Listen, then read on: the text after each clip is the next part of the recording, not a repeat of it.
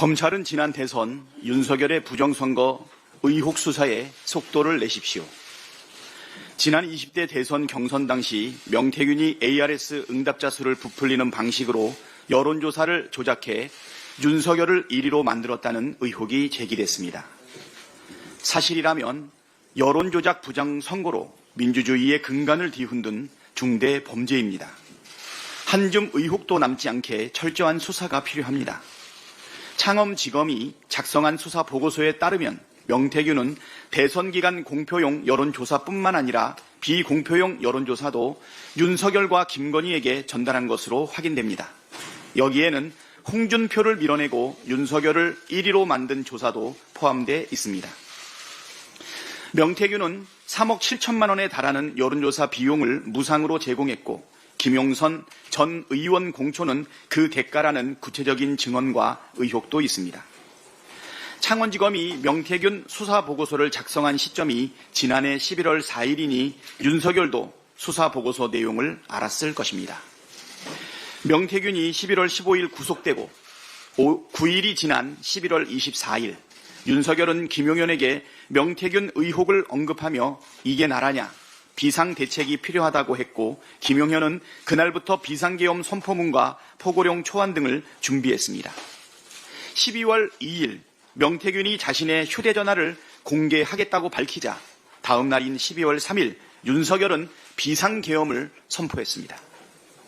여론조작 부정선거, 공천 개입, 정치자금법 위반 등의 증거들이 공개되는 것을 막기 위해 비상계엄을 선포했다는 이야기가 나오는 이유입니다. 그러나 검찰은 보고서 작성 2달이 지난 지금까지도 윤석열과 김건희를 직접 조사하지 않았습니다. 윤석열은 그렇다 쳐도 민간인인 김건희도 조사하지 않은 이유를 납득하기 어렵습니다. 이 와중에 검찰이 휴대폰 폐기를 지시했다는 명태균의 충격적인 주장도 나왔습니다. 검찰이 윤석열의 부정선거를 비롯한 각종 불법 의혹을 덮어버리려는 속셈이 아닌지 매우 의심스럽습니다.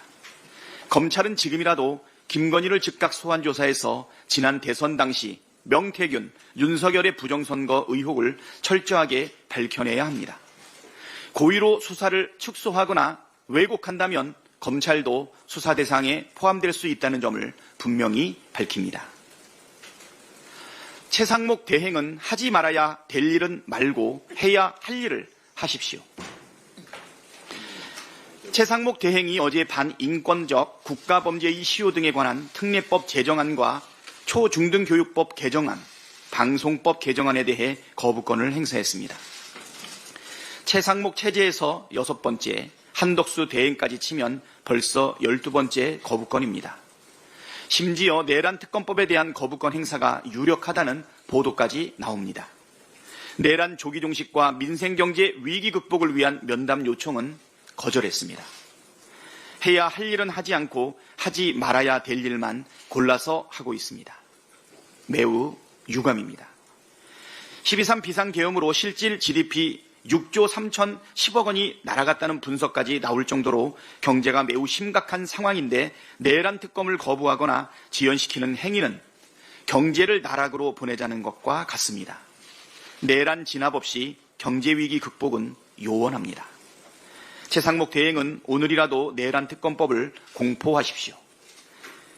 꽁꽁 얼어붙은 내수경기와 민생 회복을 위한 추경에도 나서십시오.